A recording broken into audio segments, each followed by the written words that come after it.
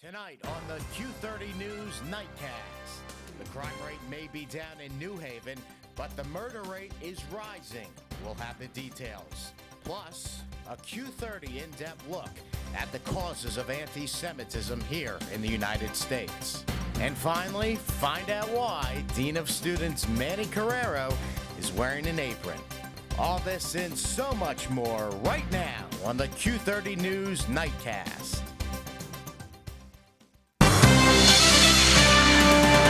Live from the Ed McMahon Center, this is the Q30 News Nightcast.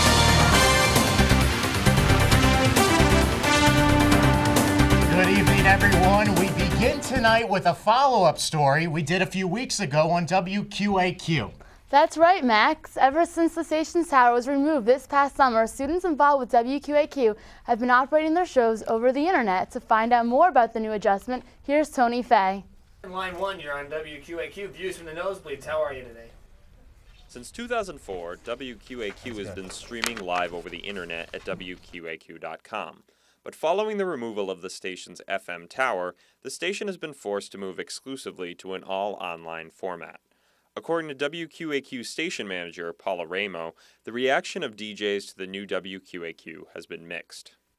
You have DJs that are, especially new DJs, that are appreciative of the fact that they can stream online and people from home, family members, friends can listen to them.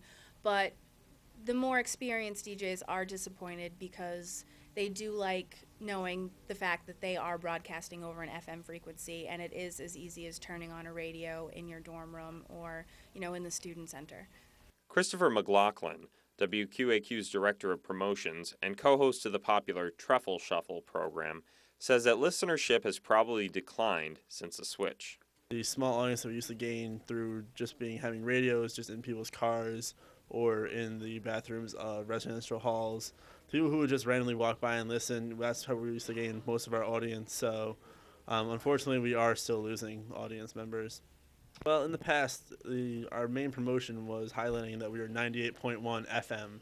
And as a radio station, it's easy to tell people WQAQ radio station 98.1 FM. Putting 98.1 FM makes it understand, it's a radio station. Whereas you put WQAQ on WQAQ.com, people become they're really not sure what it is. There remains much talk regarding if and when WQAQ's tower will go up again. However, if WQAQ does not begin broadcasting on an FM frequency again soon, they risk losing their 98.1 frequency altogether and will remain an online station indefinitely. Tony Fay, Q30 News. On Sunday, SGA held an event called Dog Tooth, or Got Food spelled backwards. The goal of the event was to show students quick and simple recipes to use while cooking in the dorms. Students enjoyed free food, menus from local restaurants, and a personal cooking lesson from none other than Dean of Students Manny Carrero. A brand new Quinnipiac poll shows that U.S. Senator Joe Lieberman has pulled ahead to a 17-point lead over Democratic challenger Ned Lamont. Today, the third and final televised debate took place, giving Lamont a chance to win back some voters. Lamont may also get a boost from Democratic Senator John Kerry on Wednesday when he campaigns alongside him. Quinnipiac has recently announced that starting soon they will be offering a new theater major. With all the details, here's Fallon Mullerman. That's right. Both current and prospective Quinnipiac students will now be faced with a greater variety of major options here at Quinnipiac. After much push and pull, the College of Liberal Arts will now be doing theater as a major. Previously, theater was only done as a minor. However, there is some information that one ought to know before switching into or declaring a theater major. This theater major is set to be official and ready for declaring in the fall of 2007. There are 4 specific areas of focus in this major. They are generalist, theater education, theater production and administration, as well as theater and the community. The major was really a 6-year-long work of progress driven by Quinnipiac students, but with great support given by both faculty and administration. The major will require at least 1 internship, and the theater department will once again be working closely with the Long Wharf Theater as they have in the past and present. Currently on Stage 2 at the Long Wharf Regional Theater is Quinnipiac's main stage production of As You Like It. For all you theater enthusiasts, there are auditions coming up for Quinnipiac's Fourth Wall Theater Company's production of The Red Badge of Courage and Quilters, a musical, at 7 p.m. December 5th at the Black Box Theater. Coming up November 10th through the 12th is Fourth Wall's production of The Return to Morality, a political satire mixing wit and wisdom. Directing the production is senior Jack O'Brien. For any students who have any questions about this theater major, upcoming auditions, or performances, please contact Crystal Bryan at 582-8394. Well, that certainly makes me happy as both a thespian and a patron of the arts. It is, however, wonderful to report that Quinnipiac is indeed opening its doors to all forms of art. How Quinnipiac students will take this new major in? Well, that's up to them. I'm Fallon Mullerman, reporting for Q30 News. Thank you, Fallon. Also in New Haven, crime is down overall, but the murder rate is up by 50%. Civic leaders and police say the problem is mainly gangs, and they want to find a way to rein them in. Jackie Clark has the story. New Haven is known for its prestigious university, beautiful New England scenery, and its history-packed museums. But underneath all this beauty lies a city of violence. Many are hoping to put that to sleep. Well, it's sort of obvious that we've had a lot of problems in this ward. I think the thing that really sparked it was the fact that this past summer 2 13-year-olds were killed, and as a result of gun violence. And so that's sort of what sparked it. You know, we felt that there was a need for a curfew at that point. Greg Smith is just one of many parents who's trying to keep kids off the streets of New Haven. A group of concerned citizens have come together to propose a new curfew law. Under this proposal, children 17 and under would have to be home at 10, unless with an adult. Alderwoman Joyce Chen says this law isn't only for children, but it will help the parents get their act together. After we identify these young people, the ordinance dictates that we will bring them home, or the police will bring them home and talk to the parent. Former Alderwoman Olivia Martson doesn't necessarily think sending them home will solve the problem. Who knows what their home life is like? Maybe they don't want to go home. Maybe it's really bad. She isn't the only one who is skeptical of the proposed law. Many people feel like patrolling the streets is far from the solution. And I don't know who's advocating this, but it's a long-term problem that requires a long-term solution. Within the next few months, we should know the outcome of their proposal. But what we don't know is how the law will be enforced. Police officers are saying they're busy enough as it is. Chen hopes that both parents and police officers might come together to get the kids in when the clock strikes 10. In New Haven, I'm Jackie Clark, Q30. Also in New Haven tonight, the police officer who was struck by an SUV while directing traffic last Tuesday has died. 17-year veteran Dan Pagagli passed away this past Saturday. The man who drove the car that hit Pagagli is John Walker Jr., an appellate court judge from New York. New Haven Police Chief Francisco Ortiz says a lengthy investigation will be needed to determine what exactly happened. Hampton Town Hall was busier than usual during the zoning board's last biweekly meeting. That's because for the third time, a developer wants to dig a gravel pit in Hampton, prompting residents to show up in protest. Pat Salvis has the story. They came in groups and they came alone. Some were old and some were young. But what they all had in common was they were tired of hearing about the proposed gravel pit. The proposed pit is to be built off Whitney Avenue near the Cheshire border. Residents are worried that this will create many problems in the neighborhood. Traffic, for starters. Up to 60 trucks a day hauling sand and gravel will be coming and going from the pit. First reaction is I'm against it, and that would be because of the amount of trucking traffic that's going to be added to Whitney Avenue, which is already a problem, at least to that section of town. Sunwood Development is trying to turn the property into a gravel pit they feel will help benefit the community. We're not coming in and clear-cutting the entire site. Number one, 30 of the 40 acres aren't going to be touched at all. But residents and environmentalists don't think that this is true. Ted Garzel is the president of Trout Unlimited, an environmental group focused on wetland preservation. He says Sunwood's plans are unrealistic. When he talks about this area and how that 40 acres is such a beautiful piece of property, well, why even entertain having somebody come in and mess with it? And to remanufacture nature like they're proposing is absurd. Plus, there's a concern among the residents about the falling property value. To me, the inconvenience that it's going to cause the people and the damage to the property all around. Somebody's going to make a lot of money on this. For now, though, the issue isn't about making money, but about making people's voices heard. No one at the meeting got the chance to voice their opposition, so the zoning board will be holding another meeting Wednesday night for Handham residents to voice their concerns. Pat Salvis, Q30 News. After the break, Q30 brings you an in-depth look at the causes of anti-Semitism here in the United States. And Greg Clary will be here for your look at what's making headlines from around the world. Stay with us. On this job, you notice things, like this new Steak Fanatic pizza. It's a big hit with the guys. Steak Fanatic pizza. Mm-hmm. Man fuel. Cool. Hey, hurry up! Only 23 figurines left, Hank! They're statues! They're statues. Introducing Domino's new Steak Fanatic Pizza. Angus steak piled on even more steak, smothered in cheese. Buy a medium for just $9.99 and heap on even more Angus steak for just $2. Hit the door. It's Domino's new Steak Fanatic Pizza. Over here!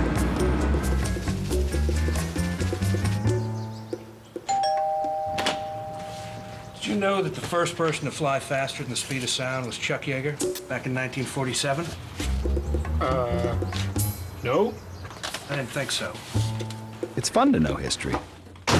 Find curious facts from America's past at loc.gov, the Library of Congress website. What do you get when you mix a chef, a plumber, and a policeman with an abandoned restaurant? A recipe for success. With the help of their local community coalition, these three brought in carpenters and electricians. They donated time and materials and helped turn that old restaurant into a family center. Now they're all building a better community, volunteering to help keep kids away from drugs. And that's the tastiest dish of all. Visit helpyourcommunity.org to see what your group can do, because you get more when you get together.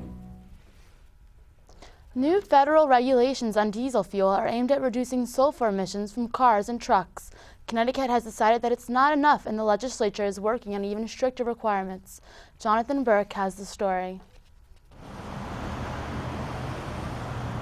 Every time a diesel-fueled car, truck, or bus drives by, they pump harmful sulfur gas into the air over Connecticut, polluting the air we breathe. Chairman of the Connecticut Environmental Committee, Representative Richard Roy, is introducing a bill that he hopes will curb Connecticut's sulfur emissions from diesel-powered vehicles. Now we're going after motor vehicles, low diesel fuel, low emissions for buses, especially school buses, for trucks. They have the ability to bring those up to standards with retrofitting. While the new bill will only apply to Connecticut, it won't be cost-effective and practical unless other states in the region can join the initiative. We have legislation already on the books that says we will move forward with this when Massachusetts, New York, Vermont also enact the legislation. California Governor Arnold Schwarzenegger recently enacted a similar bill aimed at cleaning the air of one of the dirtiest states in the nation and leading a national push for the use of this low-sulfur diesel fuel. I think it's a pretty good idea. I think anything that they can do to improve the environment, to make it more healthy, is a good way to go. If passed, this bill would put Connecticut at the head of a national effort to regulate greenhouse gas emissions, joining only California as two of the toughest states in the country with some of the toughest regulations. Legislatures here in Connecticut hope this bill can pass through the House quickly and make it to the governor's desk by mid to late March of next year. Jonathan Burke, Q30 News. And now let's head over to Greg Clary at the World News Desk for a check of the world news headlines. Greg? Thank you, Gabby. Voters in Panama are expected to approve a modernization project of the Panama Canal. The project will allow for larger ships to pass through and will ease traffic congestion. Critics say the expansion will force Panama into an even deeper debt. The canal currently employs 8,000 Panamanians, and the expansion could give jobs to almost 40,000 more. The project will be complete around 2015 if it is approved. Many residents of a southern Somalia town are fleeing. The residents there fear more fighting between government forces and their rivals. Thousands of heavily armed militiamen are poised to take over the town. People are fleeing the town on foot and aboard donkey carts. Somalia's government has lost control over most of the country, and the government only controls the capital. 4 days of hardcore violence in Balad, Iraq has left at least 60 Iraqis dead. The increased American patrols has failed to quell the violence. The military in Iraq has reached a grim milestone, as 3,000 coalition soldiers have been killed throughout the conflict. October alone has been bloody, with 52 U.S. troops dying in Iraq. That's a look at what's happening around the world. Max, back to you. Greg, thanks very much. In 2002, the Anti-Defamation League released a survey finding that 37% of Americans felt anti-Semitism would increase over the next few years. Well, it's been a few years, and arguably, because of recent events, anti-Semitism here in the U.S. is still very much existent. Here's the story. This is the area where the rioting always occurred. 2.5 years ago, Hillary Pasternak began her career as an office manager at the Connecticut Jewish Ledger in West Hartford. But it was last February that Pasternak began to notice something unusual on her way down to the Ledger office. I'd noticed written in the elevator on the wall, just in pencil, very small, something along the lines of "Jews suck," something always having to do with Jews. And at first it was once a week, once every other week. And as it progressed over the next 8 months or so, it was about up to like 2 or 3 times a week. Pasternak and her co-workers had become the victims of an anti-Semitic act by the building's nighttime security guard. He has since been arrested. But that's just one of many incidents the Jewish community here in the U.S. sees over and over again. Rabbi Herbert Brockman of Congregation Mishkan Israel in Hamden, Connecticut, was also a victim of anti-Semitism. 11 years ago, someone spray-painted 3 8-foot swastikas on his synagogue wall. Brockman says that because of the way some Americans view Israel, that is why a number of people here in the U.S. dislike Jews. When the war in Lebanon broke out recently this past summer, there was an upsurge of support for Israel. As the war went on, the blip went down and people became more critical of Israel. One man who has always been critical of Israel and Jews here in the United States is Jeff Scoop, the commander of the National Socialist Movement. In a recent phone interview with Q30, Scoop said the following. We would have never had that, the World Trade Center attacked and other terrorist attacks on our soil if it wasn't for our support of Israel. Once support to Israel is completely cut off, we have no problems with other nations. Yet, it isn't just a hatred of Israel that is causing people to think anti-Semitically. The media have played a major role in contributing to the anti-Jewish mentality. Take South Park as an example. Oh yeah, well you're a stupid Jew. Jew. Shut your goddamn Jew mouth. Good job, Jew. Shut Jew. You're a Jewish. You need Jewish. Jew. I told you Jewish people don't have rhythm. South Park, I think, is a really good example. Even though one of the show's creators is Jewish, Nancy Worthington, a communications professor at Quinnipiac University, says that shows like South Park can lead to a stereotypical state of mind against Jews. People use it as not necessarily a guideline for behavior, but they pick up the same jokes, and they don't really think about how it might actually offend someone in real life. Worthington says that news coverage coming from the Middle East can also contribute to anti-Semitism. One thing about the Middle East is that in general, I think our news media haven't done a very good job of covering it. Most Americans, if they don't have Jewish heritage or Arab heritage, most of us don't understand it. In 1925, Yale was one of the first of several schools throughout the United States that limited the amount of Jewish students. Of course, times have changed, but now Yale is being recognized for another first, the creation of an institute to study anti-Semitism. The name is called the Yale Initiative for the Interdisciplinary Study of Anti-Semitism. Charles Small is the director of the new institute, which is based out of Yale's Institution for Social and Policy Studies. He is very confident that the center will help educate people. So we hope to create a vibrant space of high-level, high-caliber scholarship where people from different disciplines and different perspectives will come together and debate and discuss and really try to get a handle of what's happening. Despite the opening of the Institute, with all that is happening in society today, whether it's over in Israel or on television here in the U.S., anti-Semitism is still what some people call a spreading disease. Max Winitz, Q30 News. And now let's head on over to the Q30 Weather Center where Justin Cohen is standing by. Justin. Thank you very much. As you can tell, it feels a little bit more like fall in the air. Is it going to stay this way? I'll tell you more coming up in weather. On this job, you notice things, like this new Steak Fanatic pizza. It's a big hit with the guys. Steak Fanatic pizza. Mm-hmm. Man fuel. Cool. Hey, hurry up! Only 23 figurines left, Hank! They're statues! There's statues. Introducing Domino's new Steak Fanatic Pizza. Angus steak piled on even more steak, smothered in cheese. Buy a medium for just $9.99 and heap on even more Angus steak for just $2. Hit the door. It's Domino's new Steak Fanatic Pizza. Over here!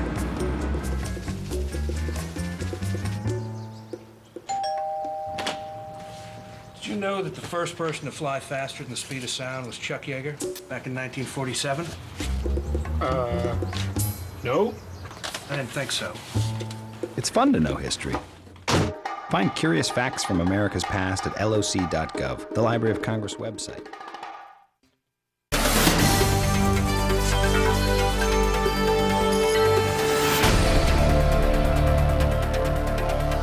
Well, folks, as you could tell, the sun was shining today, but it was a little bit chilly. Let's take a look at those temperatures in the area. And as you could tell, down here in Miami, of course, in the 80s again, but it is a little bit chillier than it's been. That's because we have a front. And that front, as you could tell, has been affecting most of the country because it's chilly all over. From 43 in Cleveland all the way over to our area, 53 in New York. And taking a look locally, we had pretty decent weather. I mean, for this time of year, 50 is the norm, couple of mid 40s, upper 40s. So it's been relatively normal. And we'll just go on to the forecast because I know everybody wants to know what's going on this week. Tonight, 36 degrees, partly cloudy, winds out of the northwest at 10 to 15 miles an hour. And looking at tomorrow, it's going to be 53. It's going to be nice and normal, partly cloudy, a little bit blustery winds, 10 to 20 miles an hour, make it feel in the upper 40s, maybe mid 40s. Looking at the 7-day, as you could tell, it's just going to be carbon copies pretty much up until when we get to Friday, and we might have some rain, but I think the rain will hold off for the weekend and in the mid 50s. Now I want to show you a little special map that I have. Fall foliage, as you could tell. As you could tell, it is very prime time for fall foliage. Come on out, go up 91, go look at the beautiful foliage. And I have some shots now from on campus of the fall foliage. Let's take a look at that.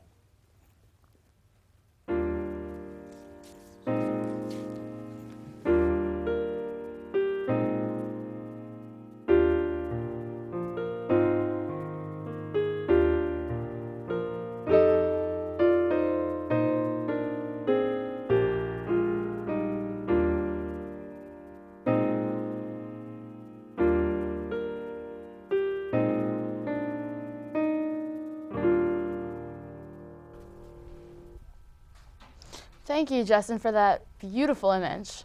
And now let's go over to Nadine Wright for a look at what's happening in the entertainment world. Nadine?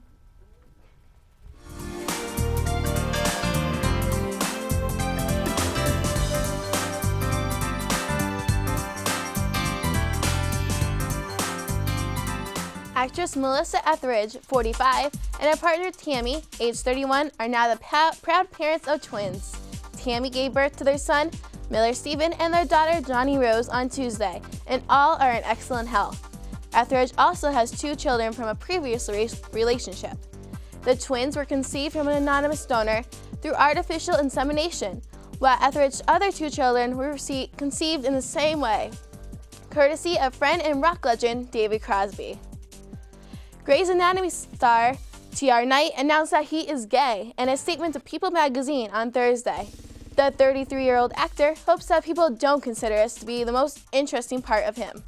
Knight plays Dr. George O'Malley on the popular ABC drama, and his television credits also include CSI, Crime Scene Investigation, and Law & Order Criminal Intent.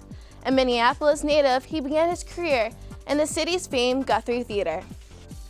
Supermodel Claudia Schiffer says that today's catwalkers are too skinny to be attractive. Schiffer is among a chorus of voices speaking up about the trend among models and celebrities to be dangerously thin.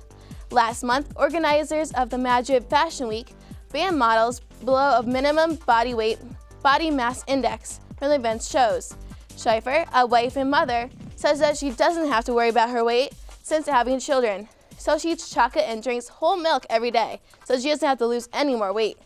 That's this week's top entertainment stories. Now back to you guys at the desk. Nadine, thanks very much. And when we return tonight, sports is coming up with Drew Davis, and he has a lot to tell us regarding KU soccer, women's hockey, and women's field hockey as well. It's all coming up next in sports. These rats were playing in the woods. Wanted some matches and that's no good. Listen to smoke before you give it a try. Only you. Don't play with matches. Don't play with fire. Cause there's nothing very funny about free nothing very nice. Holy smile. So if a gorgeous force is what you desire, don't play with matches. Don't play with fire. Only you can prevent wildfires. Fire. Thanks for calling Domino's. 3 people? Everyone wants something different. Oh, it's okay, sir. We get this all the time. That's why we've got our 5-5-5 deal. 3 pizzas, $5 each. Yeah, it is a great deal. You're very welcome. I love you too. Domino's 5-5-5 deal is back. Buy 3 or more medium one-topping pizzas and they're all just $5 each. Only from Domino's. Get the door. It's the 5-5-5 deal.